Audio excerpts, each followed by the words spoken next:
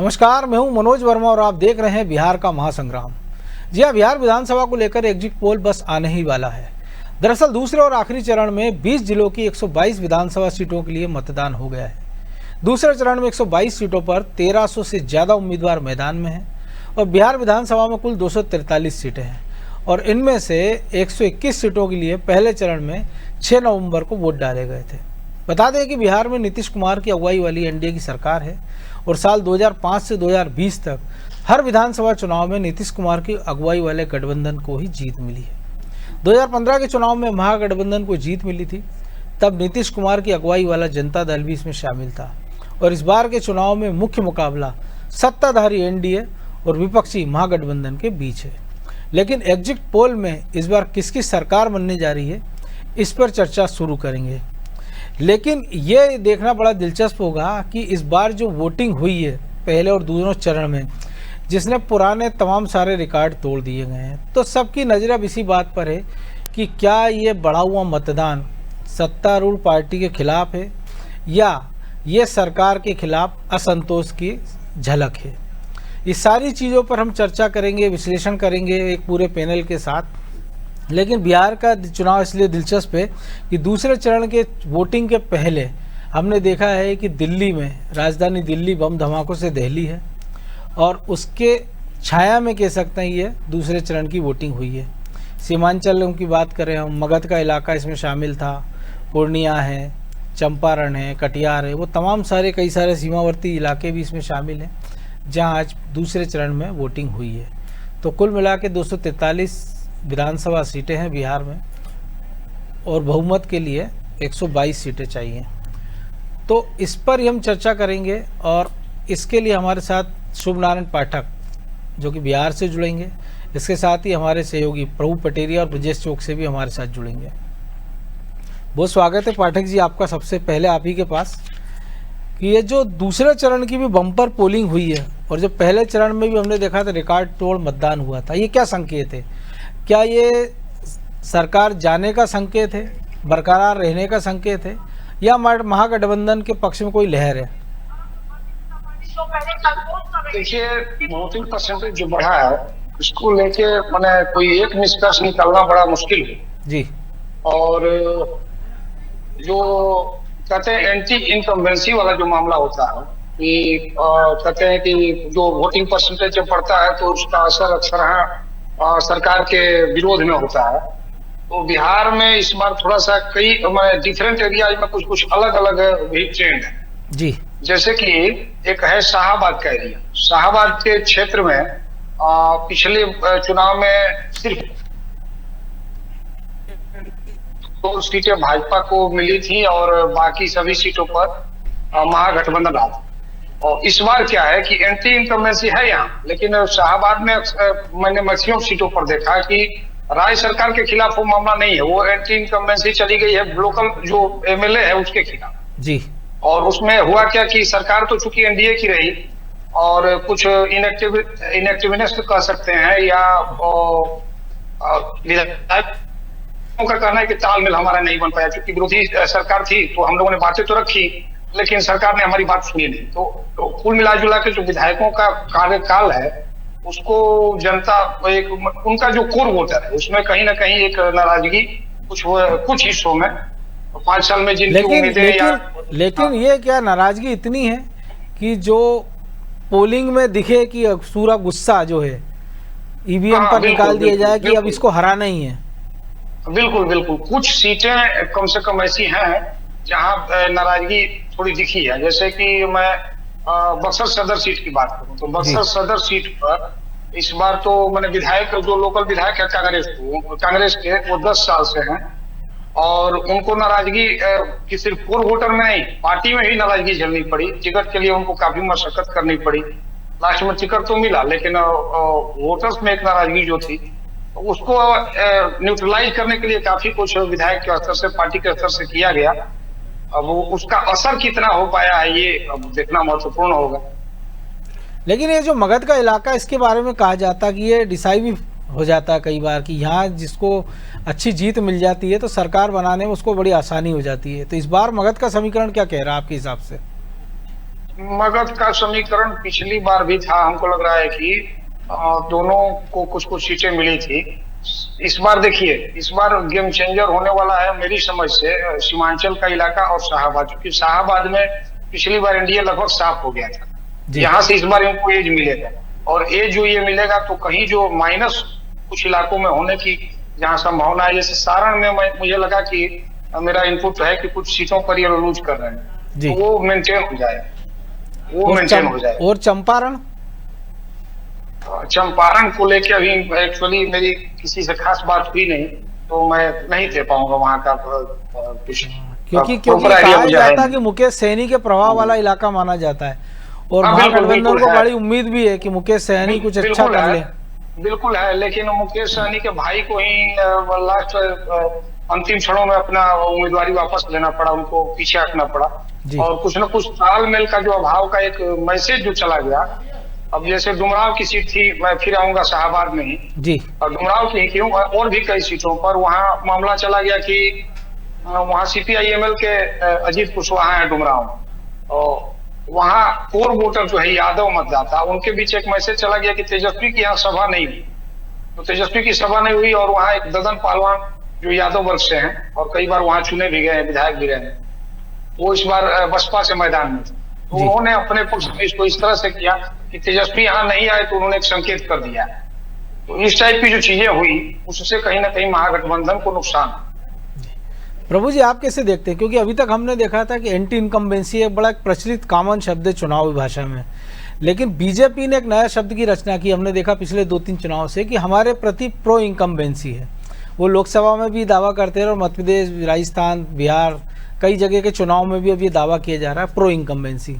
ये जो बढ़ा हुआ वोटर है, उसके पीछे माना भी जा रहा है कि जो 10-10 हज़ार रुपये बहनों के खाते में डाले गए नीतीश कुमार सरकार की ओर से, जिसका कारण है कि बड़े पैमाने पर हमने वोटिंग देख रहे हैं। और अगर एनडीए की माने, दावा माने, तो वो कह रहे हैं कि महिलाओं ने बढ़ चढ़ के हमारे लिए मतदान किया है, और अगर महागठबंधन की माने तो उनका कहना है कि ये नीतीश कुमार के खिलाफ 20 साल की नाराजगी का असर है कि जनता अब उनको किसी भी कीमत पर हटाना चाहती है।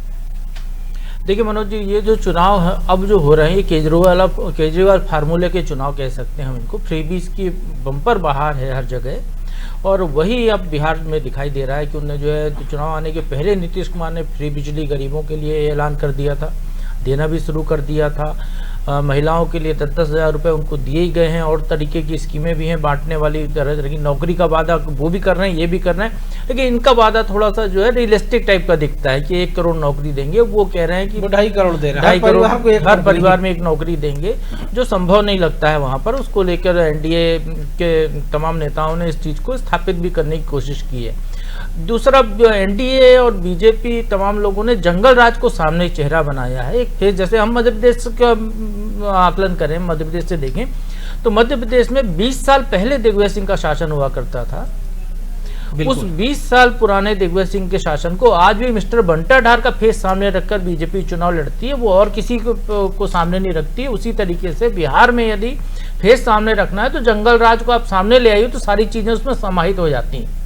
तो वो एक फेस सामने रखा गया, लोगों को मुफ्त वाली स्कीम्स भरपूर दी गई हैं, और उसका परिणाम हमने देखा है। चाहे मध्य प्रदेश हो, जहां पर कि लाडली बहना योजना का पैसा मिलना शुरू हुआ, भले वो 1000 रुपए दे रहे थे, फिर बढ़ाकर 1250 किए, लेकिन कांग्रेस 1500 रुपए का वादा करती रह गई, लेकिन जनता ने बाकायदा जनता ने भरोसा उस पर किया जो मिल रहा था उनके खातों में। महाराष्ट्र में भी यही हुआ, लाडकी बहना, ये तो बीजेपी स्टेट थे। झारखंड में भी वही हुआ, वहां पर तो बीजेपी की सरकार नहीं थी, एनडीए की सरकार नहीं थी, कि वहां की जो सरकार थी झारखंड मुक्ति मोर्चा की, हेमंत सोरेन की, वो भी महिलाओं को पैसे दे रही थी पहले से एडवांस उनके खाते में। बीजेपी ने 2500 का वादा किया, लेकिन वहां पर जनता ने उसी को चुना जो उनको पैसे दे रहा था। तो ये जो फ्री बीज वाला एक जो सिस्टम है वो यहाँ पर बड़ा कारगर हो गया इस चुनाव में, कि आप उनको बताइए कि वो आएंगे तो आपको भय का वातावरण रहेगा, जंगल राज होगा, अराजकता रहेगी।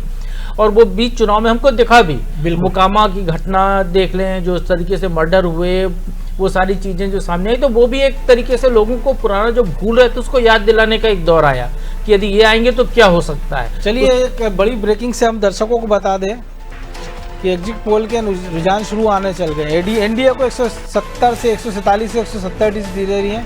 मैट्रिक्स ने बिहार में एनडीए की सरकार बनाता नजर आ रहा है।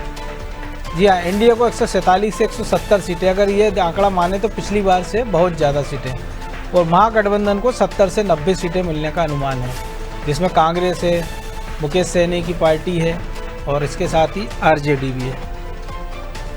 तो मैट्रिक्स का पहला रुझान आ गया है और बिहार में एनडीए की सरकार वो बनाते नजर आ रहे हैं। लेकिन प्रभु जी, हमने देखा अतीत में भी, अगर पिछले 18 महीनों की बात करें तो 7 एग्जिट पोल हमने देखे थे और उसमें हमने देखा था कि 6 गलत साबित हुए थे। चाहे वो हरियाणा की बात कर लें हम, चाहे वो महाराष्ट्र की हम बात कर लें, झारखंड की हम बात कर लें, उड़ीसा की बात कर लें, आंध्र प्रदेश की बात कर लें। निश्चित तौर पर एग्जिट पोल क्योंकि एक सैंपल सर्वे होता है, कुछ लोगों के बीच में सैंपल आंकड़े लिए पूरे सभी एक वोटर से नहीं पूछा जाता। वोटर भी अब इतना समझदार हो गया है कि वो कई बार बताना नहीं चाहता है, कई बार वो भ्रमित कर देता है, गलत दूसरी जानकारी देता है, वोट किसी और को देकर आया होता है, मुद्दा उसका कोई और होता है, वो बात किसी और मुद्दे की करता है। सैंपल साइज उतना बड़ा नहीं होता कि आप बड़ा पकड़ सके। तो वो स्थितियां हैं, लेकिन बहुत कुछ कई बार ये भी होता है कि सर्वे आसपास कुछ हो जाते हैं, क्योंकि उनका जो सवाल का जो पैटर्न होता है, जो लोगों से जो सवाल करते हैं वो कहीं घुमा फिरा कर उसको उस नतीजे पर ले आते हैं। पहुंचने का प्रयास। एआई का जमाना है तो सही चीजें वो एक्सट्रैक्ट कर लेते हैं, तो उस तरीके से हो जाता है। तो कहीं ना कहीं चूक यदि सैंपल कलेक्शन में हो गई है तो स्वाभाविक तौर पर ये रिजल्ट आता है। कई बार हमने देखा कि एग्जिट पोल सही भी रहे हैं, 100% भी आए हैं। कुछ एग्जिट पोल तो यूपी का एक एग्जिट पोल तो ऐसा था, उन्होंने कहा कि जो है 73 सीट दी तो 73 आई। उन्होंने कहा कांग्रेस को जो है 2.5 सीटें मिलेंगी, 2 से ज्यादा नहीं मिलेंगी। तो स्वाभाविक तौर पर कांग्रेस को वहां पे 2 ही सीटें मिली थी, ऐसा भी हमने देखा है एग्जिट पोल। तो यदि इतनी एक्यूरेसी है तो फिर वो जो उनके जो लड़के काम कर रहे हैं, जिस तरीके का वो क्वेश्चनर तैयार करते हैं, जो डाटा इकट्ठा करते हैं, उसकी प्रोसेसिंग करते हैं और उसके बाद जो वो रिजल्ट निकालते हैं, तो उसका कमाल होता है।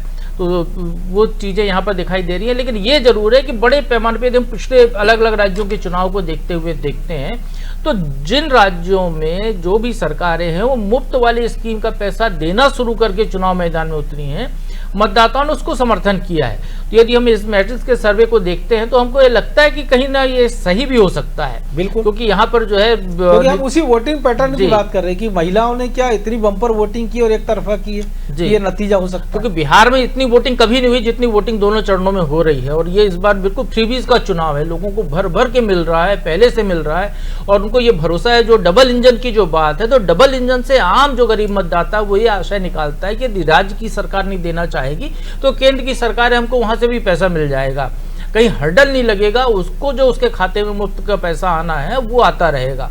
ये एक तरीके का ये लोगों का है। विकास तो जो होना है होना ही है, सड़कें बन रही हैं, आप देख लीजिए पूरे देश में कहीं पर भी सड़कों का काम नहीं रुक रहा है, क्योंकि पीपीपी मोड पे बन रही है, सरकार का 1 रुपये उसमें खर्च नहीं होता है। अब तो रेलवे स्टेशन की तर्ज पर एयरपोर्ट बनते, एयरपोर्ट की तर्ज पे रेलवे स्टेशन भी बन रहा है, ये भी सही है। लेकिन ये भी नहीं बोलना चाहिए, ये भी नहीं बोलना चाहिए ना। एक और बड़ी खबर से हम दर्शकों को अवगत करा देते हैं।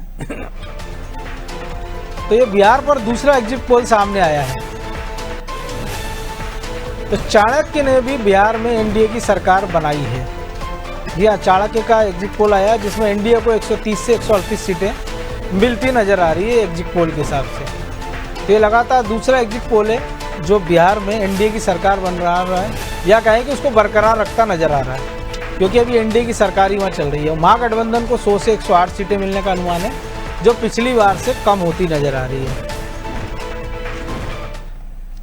तो चलिए, आशुतोष पांडे जी भी हमारे साथ बिहार से जुड़ गए हैं। तो पांडे जी, पहले तो ये 2 चरणों की जो वोटिंग हुई और अब जो एग्जिट पोल आए हैं 2, ये क्या उसके आसपास आपको लगता है, या हमको 14 तारीख का इंतजार करना चाहिए? आप अनम्यूट कर लीजिए, आप म्यूट हैं।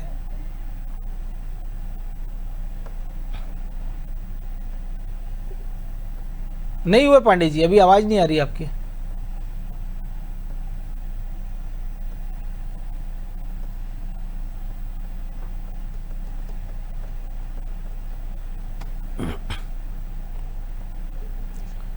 तो हम बात कर रहे हैं बिहार के एग्जिट पोल की। 2 एग्जिट पोल अभी तक आ चुके हैं, मार्टीज का और चाणक्य का, और दोनों में एनडीए की सरकार बिहार में बनती दिखाई दे रही है। चलिए पांडे जी के पास चलेंगे, जब तक हमारे सहयोगी ब्रजेश चौकसे हमारे साथ जुड़े हैं। तो ब्रजेश जी, हम बात कर रहे थे पोलिंग प्रतिशत की, और जो हमने 2 बात की है एग्जिट पोल की, आप इसको कैसे देखते हैं? क्योंकि कई बार ये गलत भी हो, लेकिन जो प्रभु जी ने कहा कई बार सही भी हो, कई बार तो ऐसे भी हमने डाटा देखा है कि एक पर्टिकुलर फिगर किसी पार्टी को दिया गया और वही उसको मिला भी है। लेकिन मनोज जी हम देख रहे हैं कि बिहार के मामले में पिछले 3 एग्जिट पोल सही साबित नहीं हुए, तीनों के तीनों फेल हुए, चाहे वो हम 2010 की बात करें, 15 की बात करें या 20 की बात करें, एक भी एग्जिट पोल सटीक नहीं बता पाया।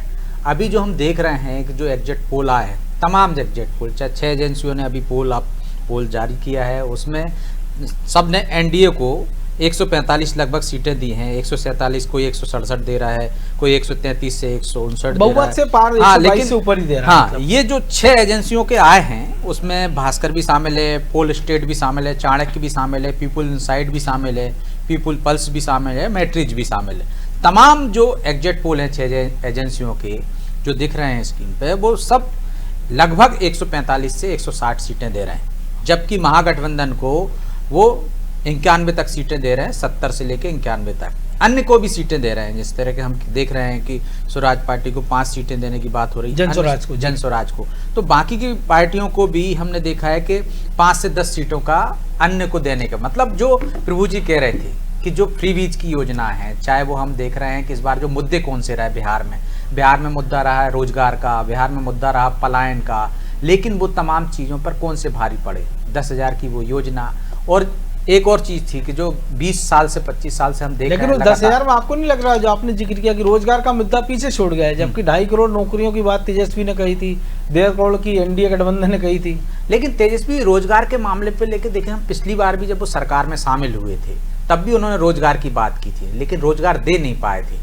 तो भरोसा कहीं ना कहीं नहीं, 5 लाख नौकरियों का दावा किया, हालांकि कहा जाता कि बिना मुख्यमंत्री की सहमति के डिप्टी सीएम थोड़ी ना नौकरी दे सकते हैं, वो दावा जरूर किया है। लेकिन जब जो प्रभु जी कह रहे थे कि मध्य प्रदेश में दिग्विजय सिंह का शासन की याद दिलाए जाते हैं, वहाँ जंगल राज की याद दिलाए, तो कानून व्यवस्था एक बड़ा मुद्दा था वहाँ पर, क्योंकि लोगों को एक डर था कि जिस तरह से पहले लालू यादव के राज में होता था कहीं वैसा ना होने लगे, तो एक डर ये दिखाकर ये भी असरकारक रहा वहाँ पे मतदाताओं में। और जो एक योजना की हम बात कर रहे हैं, महिलाओं को 10,000 देने की सिकमुश्त, लेकिन इससे पहले भी जैसे मध्य प्रदेश में योजना चलती रही, वैसी योजनाएं वहाँ भी हैं कि साइकिल देने से लेकर जो स्कूलों में साइकिल दी शुरुआत में, वो जो वोट बैंक को महिलाओं को जोड़ते रहे, तो महिला का वोट बैंक जो है लगातार हम देख रहे हैं कि किस पाले में जा रहा है, वो तमाम तो किस सारे तरह राज्यों में गेम चेंजर साबित हुआ। हमने देखा झारखंड, ज्यादातर वहां देखा है हमने, जहाँ सत्ताधारी दल है यदि वो कुछ दे रहा है तो दूसरा जो वादा कर रहा है उस पर भरोसा नहीं किया लोगों ने। जो मौजूदा सरकार है वो कम दे रही है, चाहे हमने देखा हो मध्य प्रदेश में बात करें, चाहे हम झारखंड में बात करें, चाहे हम महाराष्ट्र में बात करें, जो सरकारों ने दिया है उस पर लोगों ने भरोसा किया, खासकर महिलाओं ने। और महिलाओं का वोट प्रतिशत भी हमने यहाँ देखा, तो जो वोट ज्यादा पड़ा है वो कहीं ये गेम चेंजर न साबित हो जाए। जिस तरह से वोटिंग हुआ है, जिस तरह से प्रतिशत आया है, उसमें महिलाओं की भागीदारी ज्यादा रही है, तो वो कहीं ना कहीं एक तरह से लग रहा है कि एनडीए के फेवर में जाएगी, क्योंकि योजनाओं का जो लाभ है तो कहीं वैसा ही ना हो कि जो पिछली बार हुआ था कि एक तरफा हो। जो हम कह रहे हैं कि बहुमत तो तमाम एग्जिट पोल दिखा रहे हैं, लेकिन उससे भी बढ़कर दिख जाए, जैसे कि बाकी राज्यों में हमने देखा था इस तरह से नतीजे आए थे। मध्य प्रदेश में देखा, महाराष्ट्र में उम्मीद नहीं थी इतनी बड़ी जीत की, कि मध्य प्रदेश में भी हमने देखा था कि इतनी बड़ी जीत नहीं होगी, लेकिन लाडली बहना एक गेम चेंजर साबित हुई। हमने देखा कि लाड़की बहना किस तरह से महाराष्ट्र में गेम चेंजर साबित हुई कि एकदम विपक्ष का सुपड़ा साफ हुआ है। तो कहीं ऐसा ही यहाँ महिलाओं का जो वोट प्रतिशत है, महिलाओं ने जिस तरह से बढ़कर भागीदारी की है, कहीं वो एक तरफा ना जाए, तो जो आंकड़े हैं वो ज्यादा भी बदल सकते हैं। जो हम 145 पर जा रहे हैं, हमने ऐसा कई बार देखा है, कई बार देखा भी। आशुतोष जी, आप कैसे देखते हैं ये जो बम्पर वोटिंग और जो एग्जिट पोल अभी 2 रुझान हमने बताए हैं? जी सभी को नमस्कार। जो वोटिंग पड़ा है बिहार में, सबसे महत्वपूर्ण बातें जो हमारे सीनियर हैं वो बता रहे थे, मध्य प्रदेश की बातें हो या महाराष्ट्र की बातें हो, उसी तर्ज पे बिहार में जो जीविका दीदी को चुनाव से पहले 10,000 रुपया हो, या साइकिल बांटने की योजना हो, या छात्रवृत्ति की योजना हो विश्वविद्यालय में 50,000 रुपये जो देने के लिए, तो इस बार देखने को मिला है कि महिलाएं बढ़ चढ़ करके हिस्सा ली और पुरुष मतदाताओं को पीछे पछाड़ते हुए करीब 4% से लेकर 10% तक वोटिंग ज्यादा उन्होंने किया है। आज जो दूसरे दिन का जो मतदान था हमारे पड़ोस के कैमूर में था, रोहतास में था, यहाँ भी हम लोग देखने को मिला कि बढ़ चढ़ के 3 आशुतोष जी आपके बाद दोबारा एक और बड़ी ब्रेकिंग से अब आपको दर्शकों को अवगत करा देते हैं। तो एक और बड़ी ब्रेकिंग एग्जिट पोल की, तीसरा एग्जिट पोल भी आ गया है जो बिहार इलेक्शन में, बिहार का तीसरा एग्जिट पोल सामने आया है मार्टीज और चाणक्य के बाद। और इस पोल में पोल स्टार ने भी बिहार में एनडीए की सरकार बनती हुई दिखाई जा रही है। जी हाँ, एनडीए को 133 से 148 सीटें मिल रही हैं और इसके साथ ही महागठबंधन को 87 से 102 सीटें मिलने का अनुमान है। तो ये लगातार बिहार का तीसरा है एग्जिट पोल है पोल स्टार, मार्टी चाणक्य के बाद अब पोल स्टार, जो ये बता रहा है कि बिहार में एनडीए बहुमत के साथ फिर से अपनी सरकार बनाने जा रहा है। जी हाँ, इस वक्त की बड़ी खबर हम आप दिखा रहे हैं पोल स्टार, बिहार में भी उन्होंने सरकार बनाते नजर आ रहे हैं और एनडीए को 133 से 148 सीटें मिलती नजर आ रही है। महागठबंधन को 87 से 102 सीटें मिलने का अनुमान है।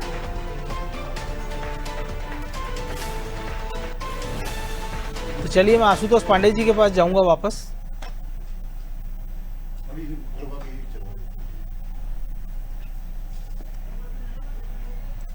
तो पांडे जी, आपने तीसरा एग्जिट पोल भी देख लिया है।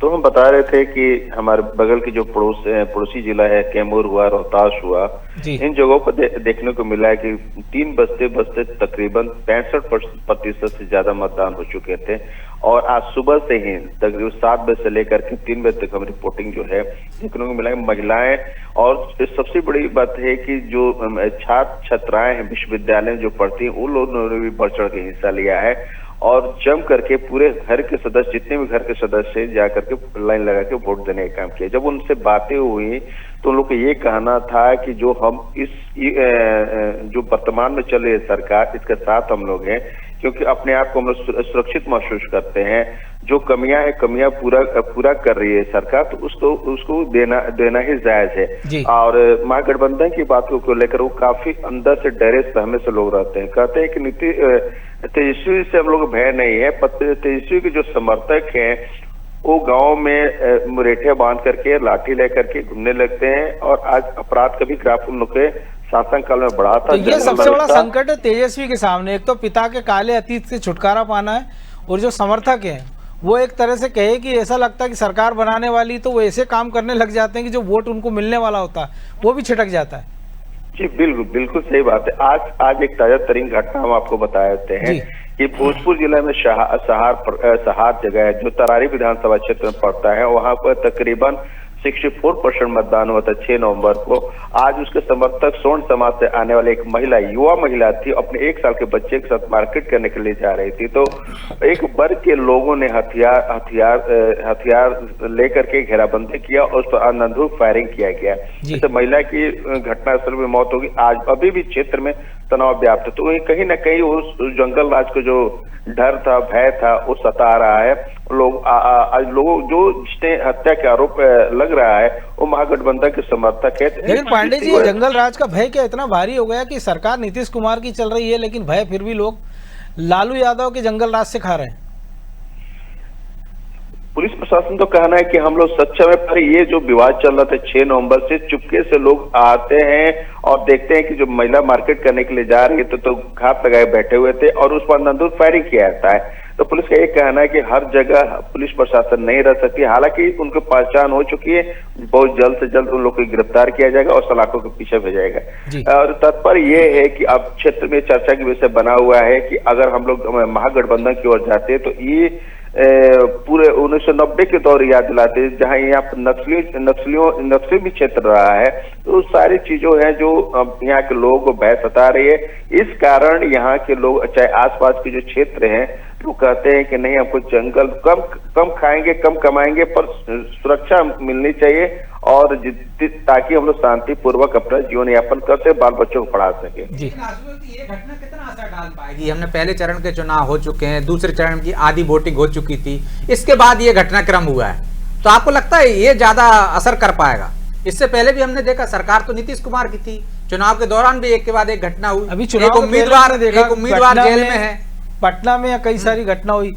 और जो ब्रजेश जी कह रहे हैं मकोमा की बात कर रहे हैं, अनंत कुमार सिंह,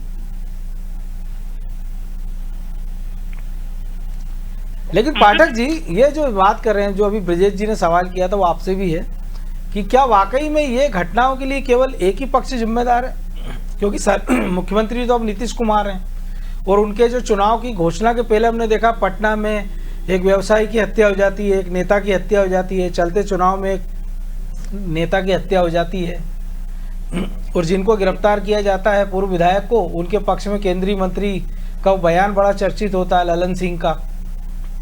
और एक बयान और खेसारी यादव ने दिया था, हमने देखा था चलते चुनाव में, जिसमें उन्होंने कहा था कि नीतीश कुमार के मुकाबले बिहार में लालू का राज अच्छा था कि कम से कम लोग पैसा देकर जिंदा तो बच जाते थे। तो क्या उसका भी असर इस चुनाव पे दिखाई दे रहा? बिल्कुल आपकी बातें सही है। ये मुद्दा उतना सरल नहीं है जैसा कि मतलब सरलीकरण कर दिया जाता है, लेकिन एक जो आम जन में धारणा है, एक धारणा जो है वो धारणा यही है कि जो अभी तक जो मेरे पूर्ववर्ती लोगों ने बातें कही, वो एक सहारे संदेश का मसला नहीं था। एक बक्सर में ही मसला अभी कल या परसों केस रजिस्टर्ड हुआ, तो CPIML के लोगों ने जाके पीट दिया कि भाई तुमने जदयू को वोट क्यों दिया। और पटना के मेरे कई साथियों से लगातार बात होती रहती है, तो बता रहे थे कि पिछले 10 दिनों से पटना की सड़कों पर एक मतलब उदंडता, हुड़दंग टाइप की चीजें तो है। अपराध ऐसा नहीं है कि अपराध पूर्ण नियंत्रण हो गया, और पूर्ण नियंत्रण होने वाली चीज भी नहीं है, लेकिन रह गया कि एक जो आम धारणा भी है, और कहीं ना कहीं एक जुड़ जाता है मसला। वो महागठबंधन के जो लोग हैं, हुड़दंग जो चीज है, वो बाकी चीजें तो अपराध तो अपनी जगह है, लेकिन जो हुड़दंग की बात है, तो हुड़दंग कहीं होता है तो एक सामान्य समझ भी एक आम जनता में ऐसी बन गई है कि करने वाला कोई और है, लेकिन पहला परसेप्शन बनता है कि महागठबंधन RJD के समर्थक होंगे जी। लेकिन क्या इन घटनाओं से पाठक जी जो जातीय पैटर्न था बिहार का, वो इस बार असरकारक नहीं रहा क्या? जातीय पैटर्न तो देखिए, नीतीश कुमार अपने जो दूसरा चुनाव इनका था, पहला 5 साल पूरा करने के बाद जब दूसरा चुनाव नीतीश जी ने लड़ा था, तो जातीय पैटर्न तो तभी ध्वस्त हो गया था। कोयरी कुर्मी वो जो नहीं, कोयरी कुर्मी नहीं, उस दूसरे चुनाव में नीतीश कुमार की जो सरकार थी, NDA जो था, हमको लगता है कि हर वर्ग का वोट मिला था। जो दूसरा चुनाव जीता था वो सर्वश्रेष्ठ प्रदर्शन अब तक का रहा है जदयू का जी। लेकिन बाद में चीजें कुछ बदली उसके बाद तेजस्वी, लेकिन उस समय दिल्ली में नरेंद्र मोदी नहीं थे ना, उस समय अटल बिहारी थे, अब नरेंद्र मोदी हैं। और जो जिस अनुपात में JDU ने उस दौरान अल्पसंख्यकों को टिकट दी है, और जो उनका जीत का रेशो था वो भी तो लगातार कम होता जा रहा है, उनकी टिकटों में हिस्सेदारी भी कम हो रही है। इस बार 11 टिकट दिए अल्पसंख्यकों को, और जीत का मार्जिन भी पिछली बार हमने देखा था कि बड़ी कम लोगों ने उनको जिताया था जी। एक मुझे याद आ रहा है कि डिबेट में मैं देख रहा था, अजय आलोक है, भाजपा के प्रवक्ता हैं जी, पहले JDU में थे जी, पहले JDU में भी थे, तो उनसे यही सवाल पूछा गया था और उन्होंने बड़ी पूछा गया क्यों, तो उन्होंने कहा कि मुसलमानों को टिकट देते हैं लेकिन लोग वोट नहीं देते हैं, इसलिए हम मुसलमानों को जी। चलिए, एक और ब्रेकिंग आ गई है एग्जिट पोल का, एक और एग्जिट पोल आ गया बिहार का, चौथा एग्जिट पोल है ये टाइम्स नाउ। जी हाँ, चौथा एग्जिट पोल है टाइम्स नाउ का, जो बिहार में NDA को 143 सीटें दे रहा है, यानी बहुमत से 21 सीटें ज़्यादा, और महागठबंधन को कुल 50 सीटें दी गई। इसका मतलब है कि एक तरफा लैंडस्लाइड विक्ट्री टाइम्स नाउ के हिसाब से बिहार में NDA की हो रही है जी। तो ये चौथा एग्जिट पोल है जो लगातार सरकार बनाता नजर आ रहा है बिहार में। लेकिन प्रभु जी, सबसे बड़ा सवाल अब यही है कि बड़े ना नुकुर उहापोह के बाद राहुल गांधी ने माना कि तेजस्वी जो है मुख्यमंत्री पद के दावेदार होंगे। बीजेपी में हमने देखा कि पहले चरण के आखिरी तक, चाहे अमित शाह हो चाहे तमाम नेता, कि विधायक दल का नेता चुनाव लड़ेगा, लेकिन फिर उनको जो माहौल समझ में आया तो ऐसा लगा कि नीतीश के नाम पर आगे बढ़े। लेकिन अगर ये एग्जिट पोल ऐसी चले और बीजेपी अगर सबसे बड़ी पार्टी बनती, 80+ सीटें अगर उनको मिल जाती पिछली बार से कुछ ज़्यादा, तो क्या माना जाए नीतीश कुमार वापस रिटर्न होंगे, या कोई उनका विकल्प बीजेपी ने खोज लिया है, या कुछ ऐसा हो सकता है कि जो सहमति से नीतीश और NDA की सहमति से कोई तीसरा आदमी मुख्यमंत्री बने और नीतीश के लिए कहीं दिल्ली में जगह तलाशी जाए, क्योंकि अब वो राज्यपाल तो बनने से रहे फिलहाल तो। मनोज जी, जो आपने तीसरा विकल्प बताया है ना, वही मुझे लगता है कि वही सामने रहेगा, जैसा कि अभी तक के सारे एग्जिट पोल दिखा रहे हैं, नतीजे जो है बहुत अच्छे आते हुए दिखाई दे रहे हैं। लेकिन ये जरूर है कि पिछली बार की तुलना में इस बार बीजेपी और जदयू दोनों ने बराबर सीटों पे चुनाव लड़ा। बिल्कुल, और इस बार चिराग हनुमान जी जो है वो हाँ, एनडीए के एनडीए के साथ में विरोध में नहीं है, जिनने पिछले बार जो है जेडीयू मोदी को के खासा हनुमान जी। नुकसान पहुंचाया था। बिल्कुल 43 सीटों पर नुकसान जी, पहुंचाया था वो इस उन्होंने। बार जो है 137 सीटों पे उन्होंने उम्मीदवार उतार दिए थे और इस बार जो है इनके पाले में बैठे हुए हैं, युवा नेता बने हुए, हनुमान बने हुए हैं नरेंद्र मोदी के। केंद्र में मंत्री भी है। जी, तो अब जो होगा तो स्वाभाविक तौर पर शुरू में तो यही कहा गया, और यदि कोई अमित शाह जैसा चाणक्य, जो उसको राजनीति का चाणक्य कहा जाता है बीजेपी का, यदि वो कह रहा है तो सोच समझकर ही कह रहा था कि विधायक दल का नेता चुना जाएगा, विधायक दल चुनेगा अपना नेता।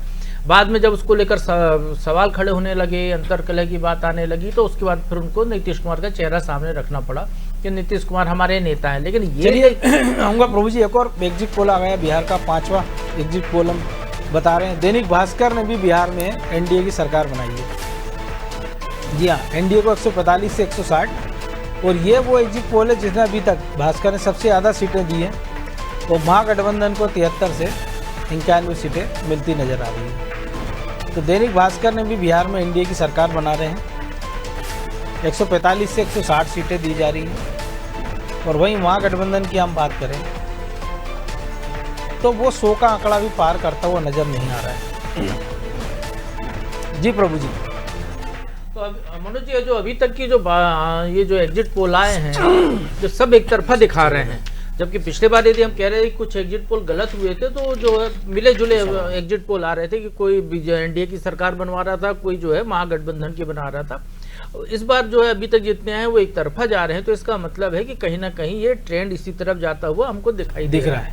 और जो अपन जहां बात कर रहे थे कि क्या सरकार बनने की स्थिति में यदि ऐसे ही रिजल्ट आता है तो क्या नीतीश कुमार मुख्यमंत्री रहेंगे, तो वो निर्णय की स्थिति में जो तीसरा विकल्प आपने बताया था वो हो सकता है कि नीतीश कुमार खुद ही आगे आकर कहें कि मैं 9 बार मुख्यमंत्री रहा हूं, लंबा मेरा टेन्योर रहा है, 74 साल की उम्र हो गई है, तो अब युवा को आगे बढ़ाया जाए, इस तरीके का वो विकल्प दे सकते हैं। वो बेटा निशांत के लिए हो सकता है कुछ और मिल जाए सरकार तो बीजेपी यहाँ पे थोड़ा सा जो है, मुझे लगता है जैसा बीजेपी का ट्रेंड हमने देखा है, तो आप ये देखिए कि लोकसभा चुनाव में 2014 में पूर्ण बहुमत आने के बाद भी उनने एनडीए को बरकरार रखा, एनडीए के सहयोगियों को मंत्रिमंडल में रखा।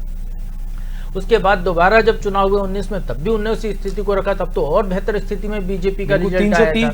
जी, और बिहार में भी प्रभु जी ज्यादा सीटें थी, इसके बाद भी नीतीश कुमार बीजेपी जो है भविष्य की राजनीति ध्यान में रखकर राजनीति करती है, और बीजेपी नहीं चाहेगी कि कहीं भी किसी भी उनके राज्य में कहीं पर भी उनकी संभावनाओं पे ये फर्क पड़े कि बीजेपी की ज्यादा सीटें आ जाती हैं तो वो अपना मुख्यमंत्री बना लेते हैं। तो ऐसे में जो नीतीश को, क्योंकि अभी हाल में हमने महाराष्ट्र देखा, एकनाथ शिंदे को ये शिकायत थी। जी, ऐसे में जो चिराग पासवान नाम का एक प्राणी जो है, जो अपने आप को जो हनुमान कहते हुए घूम रहा है, वो एक अच्छा खेल यहाँ पे दिखा सकता है, और यदि वो सामने कोई दांव पेच करते हैं तो नीतीश कुमार को पीछे हटना पड़ सकता है, और उसमें फिर बीजेपी अपना मनपसंद या तो अपनी पार्टी का मुख्यमंत्री बनवा ले, या फिर जो है किसी और को मुख्यमंत्री बना के। लेकिन इससे दिल्ली पे असर नहीं पड़ेगा क्या? 29 सीटें लड़ी हैं चिराग ने, और क्या वो 20 सीटें जीत रहे हैं या 15 सीटें जीत रहे हैं? क्योंकि अगर वो 10-12 रह जाते हैं तो फिर कोई संवैधानिक अनिवार्यता नहीं है मनोज जी की आपकी जो है, नहीं मतलब एक बार्गेनिंग पावर तो फिर कम होता है ना, क्योंकि लोकसभा में आपका success rate 100% Bharatiya Janata party मैंने कहा ना दूरंदेशी राजनीति करती है, वो दूर की कौड़ी लगाती है वो। जी, भारतीय जनता पार्टी ये सारी चीज समीकरणों को देखकर चलती है कि कहाँ का असर कहाँ पड़ेगा। उनको ये देखिए कि उनने मध्य प्रदेश में जो है ओबीसी मुख्यमंत्री रखा, तो ब्राह्मण उसके साथ में एक डिप्टी सीएम रखे, कि एससी डिप्टी सीएम रखा। राजस्थान में दूसरा समीकरण चुना उनने, बिल्कुल। छत्तीसगढ़ में अलग समीकरण चुना उनने। तो ये बीजेपी ने इस बार टिकट भी उसी तरीके से बांटे हैं अपने बिहार में, सारे जाति समीकरणों को साधते हुए, सारी चीजों को देखते हुए। बीजेपी को बहुत पहले से अनुमान होगा, पिछले बार वो ज्यादा सीटों पर चुनाव जीत कर आए थे, लेकिन उन्होंने बड़ा भाई होते हुए भी जो है बड़प्पन दिखाकर छोटे भाई को मुख्यमंत्री की कुर्सी सौंपी। लेकिन वही नीतीश है, जब 2014 में नरेंद्र मोदी जो एनडीए के नेता बन रहे थे तो नीतीश एनडीए छोड़कर चले गए थे उनके विरोध में, वही बाद में आए, आते जाते रहे। लेकिन यहाँ पे यह चूंकि अब बहुत सारी चीजें हैं, और पूरे चुनाव के पहले नीतीश की उम्र को लेकर, नीतीश की भूलने की बीमारी को लेकर इस तरीके के सवाल पहले ही उठाए जा चुके हैं। लेकिन जैसी वो सक्रियता उन्होंने दिखाई, मुझे लगता है तेजस्वी से ज्यादा सक्रिय रहे। 180 से ज्यादा जनसभाएं उनने की हैं, लगातार 16-16 घंटे चुनाव प्रचार किया। इसमें कोई दो राय नहीं है कि भविष्य की राजनीति को देखते हुए उनको भी अपना सेफ साइड चुनना है। कब तक रहेंगे वो? जी, तो इसलिए जो है वो भी हो सकता है ऐसा कोई विकल्प में वो सहभागी बन सकते हैं, और निश्चित तौर पर उनको दिल्ली में कोई बड़ी पोस्ट मिल सकती है। डिप्टी पीएम की पोस्ट भी उनको ऑफर कर दे तो कोई अतिशयोक्ति नहीं होगी भारतीय जनता पार्टी उनको तो, क्योंकि हर राज्य में उनको तो केरल भी उनको दिख रहा है, उनको तो पश्चिम बंगाल भी दिख रहा है आगे जो चुनाव होना है, तमिलनाडु है, उनको साउथ भी दिख रहा है। तो बीजेपी बहुत लंबा खेलने की तैयारी करती है। तो उसके गणित में यदि ऐसा जमेगा तो वो फिर इस तरीके से उनको डिप्टी पीएम का पद ऑफर करके वहां पे दूसरे को सीएम बनवा सकती है जी। पासवान वोट बैंक के चक्कर में जो है चिराग को आगे भी कर सकती है, क्योंकि चिराग का एक तरफा वोट बैंक है। उनके पिताजी ने कोई समय से लगातार वो वोट बैंक चला रहा है। आप देखिए पिछले चुनाव में उन्होंने जो उनके चिराग के चाचा को अपनी तरफ रखा था पशुपतिनाथ। अब की बार जो है उन्होंने जो है युवा पर दांव खेला चिराग को, पिछली बार ताकत दिख गई चिराग की तो उन्होंने चिराग को अपने साथ जोड़ लिया। तो बीजेपी बहुत सारे समीकरण साधने के बाद की गई, उनकी सीटें बढ़ाई गई। लेकिन पाठक जी, दो लोगों का चर्चा इसलिए जरूरी है इसमें, एक जन स्वराज और दूसरी ओवैसी की पार्टी AIMIM। ये जो आप एग्जिट पोल देख रहे हैं तो ऐसा लग रहा है कि जन स्वराज को छाप छोड़ेगी, और पहले लग रहा था कि वो जो वोट काटेगी उससे एनडीए को नुकसान होगा, लेकिन ऐसा लग रहा है ये तो कि जो नाराज वोट है वो गठबंधन की जगह जन स्वराज की ओर शिफ्ट हुआ शायद, इसलिए ये हमको आंकड़ा नजर आ रहा है। और दूसरा शायद ओवैसी ने सीमांचल में खासा नुकसान पहुंचाया है महागठबंधन को। ओवैसी क्या कर पाएंगे इस बारे में तो मैं यकीनन नहीं कुछ दावे के साथ नहीं कर पाऊंगा। वोट तो काट ही लेंगे, हाँ नहीं वोट तो काटेंगे, कितना काट पाएंगे पिछली बार वाला प्रदर्शन शायद वो न दोहरा पाए। हाँ बिल्कुल, 4 जीते थे उनके जी जी जी। और जन स्वराज का जहां तक मामला है तो जन स्वराज अभी जो दिख रहा है मुझे, ये महागठबंधन को ज्यादा नुकसान लोग कर रहे हैं और एनडीए को कम नुकसान हो रहा है। यानी जो आरोप लग रहे थे कि बी टीम है प्रशांत किशोर बीजेपी की, एक्चुअली बाद में वो आरोप लग रहे थे और बाद में ये अचानक से हमलावर हुए बीजेपी के नेताओं पर जी। और जब बीजेपी के नेताओं पर हमलावर हुए, मंगल पांडे और दिलीप जायसवाल और संजय जायसवाल और सम्राट चौधरी की डिग्री को लेकर काफी हमलावर थे, वो बार बार डिग्री का सवाल उठा रहे थे वो। इसके बाद इन पे जो ठप्पा लगा हुआ था बी टीम का, ये कहीं ना कहीं लोगों में बना कि नहीं ये मतलब अलग है। लेकिन ये आरोप भी लगा कि जब पहले फेज का चुनाव था उसके 3-4 दिन पहले से अचानक से वो रस्मी तरीके से एकदम से शांत हो गए थे, कोई हल्ला नहीं कर रहे थे। तो और कुछ वीआईपी जो बीजेपी का बड़े नेता उनके खिलाफ अपने उम्मीदवार विड्रॉ कर लिए थे उन्होंने, ये भी आरोप लगे उन पर।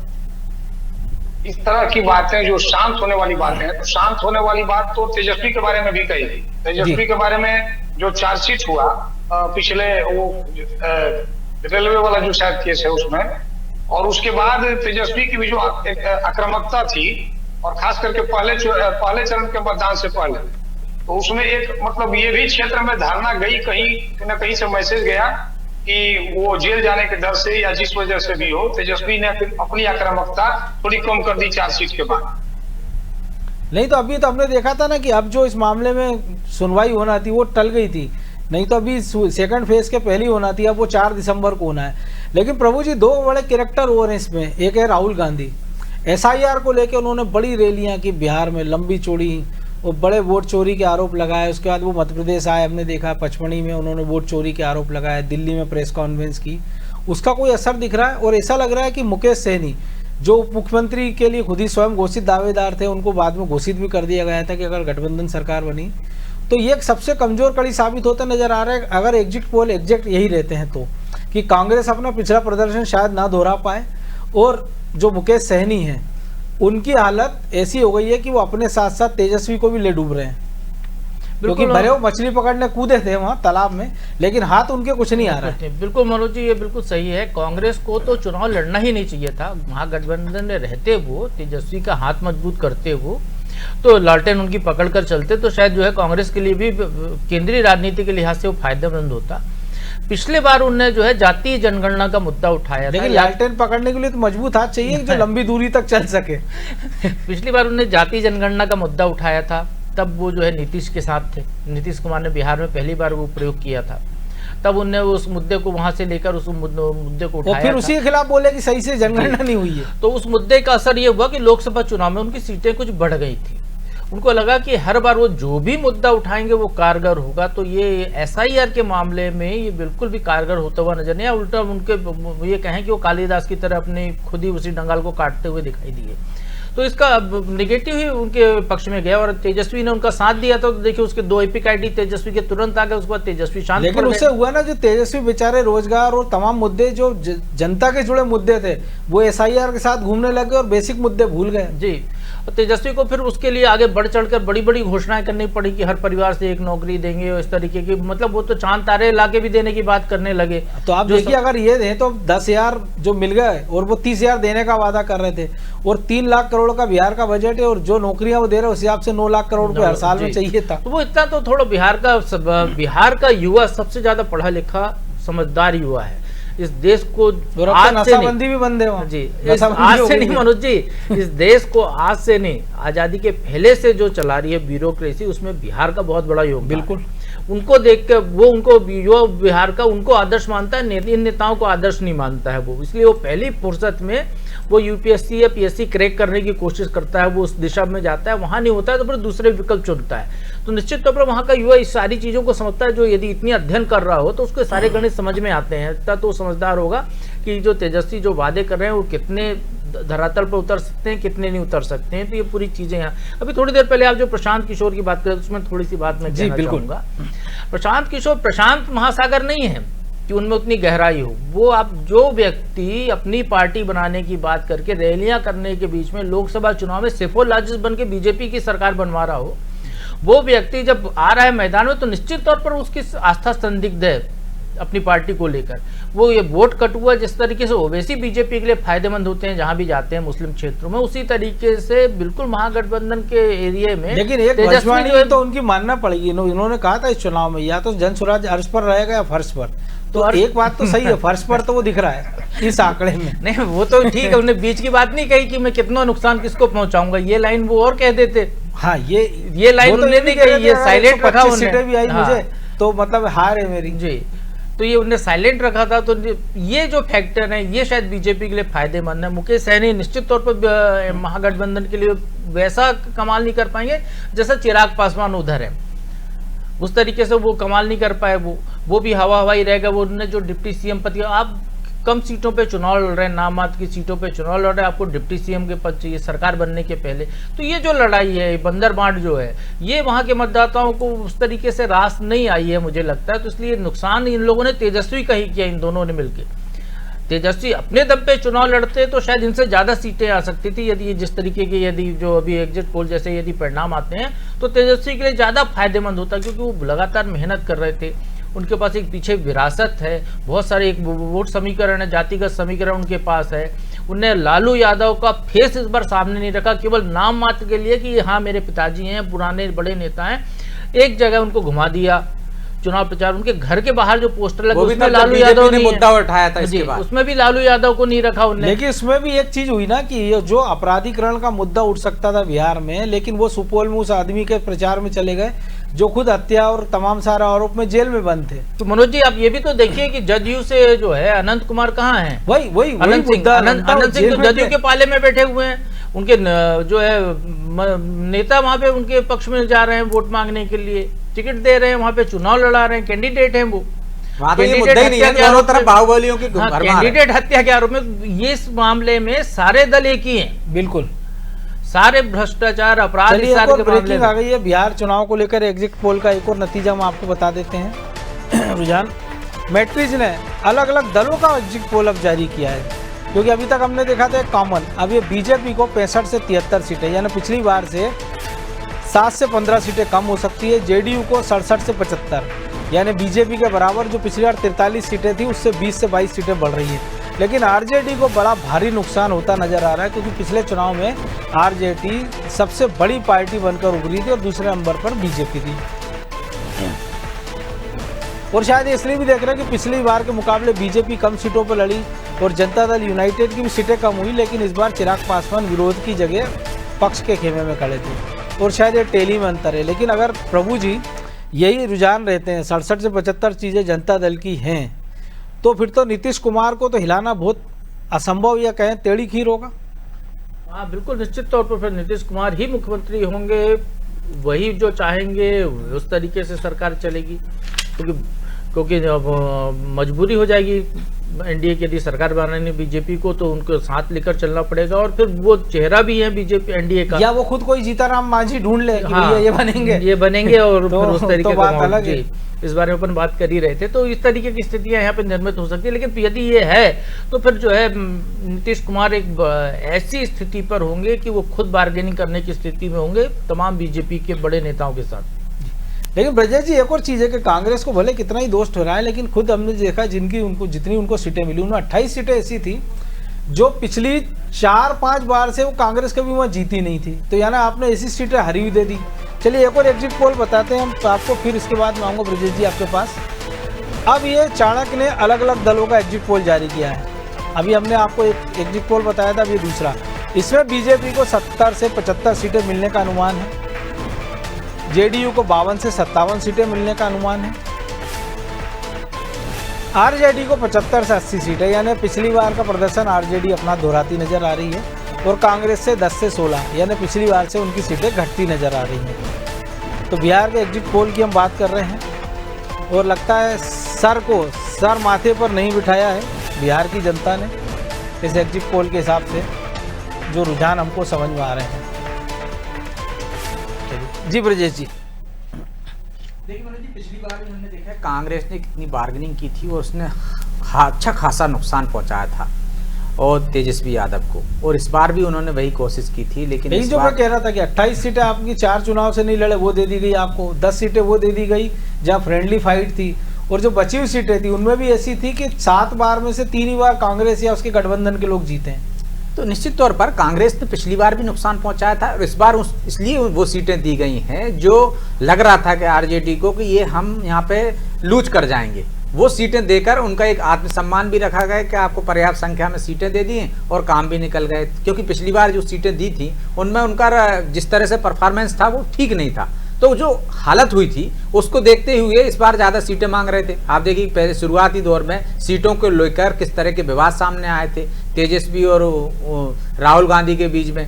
तो आप देखिए बाद में जब उन्होंने डिसाइड किया, तेजस्वी जब दिल्ली गए तो फिर राहुल गांधी से मुलाकात भी की उन्होंने, लैंड स्कीम के मामले में जब गए थे वो, तो किस तरह से उन्होंने फिर बाद में समझौता हुआ, तो एक अपना सम्मान बरकरार रखने के लिए उन्होंने ज्यादा संख्या दे दी। लेकिन वो सीटें दी हैं जिस पर कांग्रेस को ज्यादा फायदा नहीं होने वाला, इसलिए जो हम देख रहे हैं एग्जिट पोल में आंकड़े भी आ रहे हैं कांग्रेस के 8 से 10 सीटें मिलती हुई नजर आ रही हैं उसको। तो कांग्रेस की स्थिति तो वैसे ही बिहार में खराब है। कांग्रेस जो प्रभु जी कह रहे थे ना, बिना उसके सपोर्ट करती तो मुझे लगता है ज्यादा फायदेमंद होता। कांग्रेस का वोट बैंक एक तरह से शिफ्ट नहीं होता है आरजेडी के पास, या आरजेडी का वोट बैंक भी कांग्रेस के पास शिफ्ट नहीं हो पाता। हालांकि दोनों ने इस बार संयुक्त रूप से बाकायदा चुनाव प्रचार किया है, लेकिन कितना शिफ्ट हो पाता है। कुछ वोट बैंक ऐसा है जो शिफ्ट नहीं होता। हमने उत्तर प्रदेश में भी देखा कांग्रेस का वोट शिफ्ट नहीं होता है। कांग्रेस को बाकी के दलों का वोट भी शिफ्ट नहीं कर पाती है। कांग्रेस अपना जो वोटर है वो दूसरे दलों को शिफ्ट करने में नाकाम साबित रही है हमेशा। लेकिन तो इस वजह से नुकसान होता है। वोटर भी तो होना चाहिए, संकट तो कि कार्यकर्ता भी नहीं, वोटर भी नहीं। चलिए एक और एग्जिट पोल हम आपको दिखाएं जिसने अलग अलग दलों को कितनी सीटें दी हैं। तो बिहार के एग्जिट पोल पर हम चर्चा कर रहे हैं। तो पोल डायरी ने अलग अलग दलों का एग्जिट पोल जारी किया है। बीजेपी को 87 से 95 सीटें, अगर ये हो गया तो फिर बीजेपी का मुख्यमंत्री बिहार में हम बनता देख सकते हैं। जेडीयू को 81 से 90, अगर ये सब आंकड़ा तो फिर तो लगता है कि आरजेडी जो हम देख रहे हैं कि 20 से 27 सीटें, यानी उनके इतिहास का सबसे बुरा प्रदर्शन अगर पोल डायरी के सर्वे को हम मान लें तो होगा। और कांग्रेस 4 से 8 सीटें, क्योंकि जब आरजेडी 3 दर्जन सीटें नहीं पा रही है फिर कांग्रेस को 1 दर्जन की उम्मीद रखना बेमानी होगी।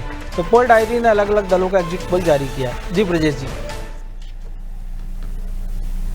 निश्चित तौर पर मनोज जी हम देख रहे हैं कि जो एग्जिट पोल आ रहे हैं उसमें एनडीए की सरकार बनते हुए दिख रही है, और अभी तक तो ऐसा अनुमान भी नहीं लग पा रहा है, मतलब एक भी ऐसा एग्जिट पोल नहीं आया है जिसमें कि उन्होंने महागठबंधन को आसपास भी दिखाया। आसपास भी दिखाया तो अलग चीज है। एक आध में भी कुछ होता तो ये समझ में आता कि हाँ एग्जिट पोल में कुछ न कुछ संभावना, जब सभी लोगों का रुझान एक ही तरफ आ रहा है, सभी लोगों के एग्जिट पोल एक ही तरफ जा रहा है, तो इससे साफ जाहिर होता है कि निश्चित तौर पर सरकार एनडीए की ही बन रही है। क्योंकि आप देखिए संख्या लगातार बढ़ती जा रही है। यदि हम सबका एक अनुमान निकालें हैं तो लगभग वो 150 से ऊपर भी सीटें मिलती हुई दिख रही हैं एनडीए को, और इधर घटती हुई दिख रही हैं। तो नुकसान किसकी वजह से हो रहा है? एक कांग्रेस की वजह से नुकसान हो रहा है, एक जन स्वराज पार्टी की वजह से नुकसान हो रहा है, और ओवैसी भी निश्चित तौर पर सीटों पर नुकसान पहुंचा ही रहा है, भले वोट तो काट ही रहा है। कांग्रेस ने इस बार कोशिश भी की है कि उसको अल्पसंख्यक वोट बैंक उसका वापस आ जाए, लेकिन वो जतन करने के बावजूद भी ऐसा लगता नहीं है कि कांग्रेस को उसका फायदा होगा। और जिस तरह की कांग्रेस में जो झगड़े दिखे शुरुआत में, चाहे वो प्रदेश अध्यक्ष की सीट को लेकर हो या अन्य सीटों को लेकर हो, उसने भी कहीं ना कहीं एक भ्रमित किया मतदाताओं को और उनके जो वोटर हैं। आपने जो कहा कि कांग्रेस के वोट भी तो होना चाहिए, तो कांग्रेस लगातार जिस तरह से परफॉर्मेंस कर रही है, तो वोट कौन सा है उसका? वो उसी का तो वोट था जो आरजेडी के पास चला गया, तो वो उसी का तो 2-3 दशक पुरानी बात, 2-3 दशक पुरानी। तो वो अब उसको हासिल करने की कोशिश कर रही है। यदि वो आरजेडी से इधर जाकर लड़ेगी तो उसका वोट बैंक है ही नहीं है, शून्य पर आ जाएगी। वो हो सकता है 1-2 सीट जीते। लेकिन समय कम है। प्रभु जी, एक छोटी सी प्रतिक्रिया। बड़ी उम्मीद के साथ कांग्रेस ने राजेश राम को, एक दलित चेहरा, बिहार में अध्यक्ष बनाया गया और कहा गया था कि लालू यादव के इन्फ्लुएंस में नहीं आएंगे, लेकिन ऐसा लग रहा है कि जो खबरें आ रही थी वो तो खुद ही अपना चुनाव बचा पाया, बहुत मुश्किल है। तो जो अपना चुनाव जीत पा रहा, और उसके सारे कांग्रेस सोच रही थी कि दलित वोट बैंक को अपनी तरफ आकर्षित कर लेंगे। बिल्कुल, कांग्रेस की पूरी प्लानिंग ही फेल है मनोज जी, इस बिहार चुनाव को लेकर। चाहे वो जिन मुद्दों को उन्होंने हाईलाइट किया, एसआईआर के बजाय वो जमीनी मुद्दे उठाते, वो नीतीश कुमार की उम्र का ही मुद्दा कांग्रेस पूरी जोर शोर से उठा ली। लेकिन उस पर भी तो हमलावर नहीं रहे वो नीतीश कुमार के खिलाफ। लग रहा था कि हो सकता है कि मामला ऐसा बने कि हमारी तरफ से उनको मुख्यमंत्री बनाना पड़े। तो वो जो है उसमें वो कर लेते तो शायद उनके लिए फायदेमंद होता। तो कांग्रेस की पूरी प्लानिंग ही उनकी जो है गड़बड़ पूरी दिखाई दी। चाहे उस सीटों में जब नीतीश भी, चाचा नीतीश पे चुप रहे, तेजस्वी भी। यदि 8 सीटों पे आप फ्रेंडली फाइट में चुनाव लड़ रहे हैं, आपको लग रहा है कि सामने वाला नहीं हट रहा है, तो यदि बड़े हित के लिए, महागठबंधन हित के लिए खुद ही अपना कैंडिडेट विड्रॉ कर लेते। लेकिन कांग्रेस ने वो भी नहीं किया। कांग्रेस ने वो तेजस्वी को भी नहीं रोका कि मुकेश सहनी को डिप्टी सीएम बना प्रोजेक्ट करने से रोकने की कोशिश नहीं की। अब ये देखिए, जो भी बात हो रही थी, असदुद्दीन ओवैसी का पूरा फोकस, पूरा टारगेट कौन थे यहाँ पे? कांग्रेस और तेजस्वी यादव। और उन्होंने तो क्योंकि उन्हें कहा कि मुस्लिम डिप्टी सीएम क्यों नहीं प्रोजेक्ट कर सकते? 17% यदि मुस्लिम है तो मुस्लिम डिप्टी सीएम क्यों नहीं प्रोजेक्ट कर सकते? क्यों नहीं नाम देते? उन्हें एनडीए की तरफ कुछ नहीं हल्ला किया, उन्हें यहाँ पे आक्रमण किया उन्हें। तो पूरा का पूरा यदि सारी सेनाएं आसपास से मिलकर यदि किसी के पीछे पड़ी हो तो वो तेजस्वी यादव ही पड़े थे। उनके घर की सेना जो उनके सहयोगी थे वो खुद ही स्लीपर सेल थे। भाई स्लीपर जी, भाई तेज प्रताप विरोधी हो गए। कांग्रेस भी स्लीपर सेल जैसी सो ही नहीं थी, समझ लीजिए चुनाव में। मुकेश सहनी और उल्टा परेशान कर दिया उनने अपने आप को, हल्ला मचा मचा के। तो पूरी महागठबंधन की पूरी तैयारी को यदि कहीं पे कचरा करने का कोई काम किया तो उनके सहयोगियों ने इंटरनल किया। बाहर वाले तो अब लगे हुए थे, उनका तो काम ही है। और जिनके सहयोगी ऐसे हैं उनको फिर बाहर के दुश्मनों की जरूरत भी नहीं है। और दलित कार्ड तो पहले भी पंजाब में खेल चुके हैं। बिल्कुल, लेकिन अब जो बिहार के नतीजे थे ना कि जाति समीकरण, लेकिन अब जो अभी तो एग्जिट पोल है, एग्जिट पोल पे भी हम सुबह से चर्चा करेंगे 14 तारीख को। लेकिन फिलहाल बिहार के एग्जिट पोल में इतना ही। मुझे दीजिए इजाजत और आप देखते रहिए अनादि टीवी। नमस्कार।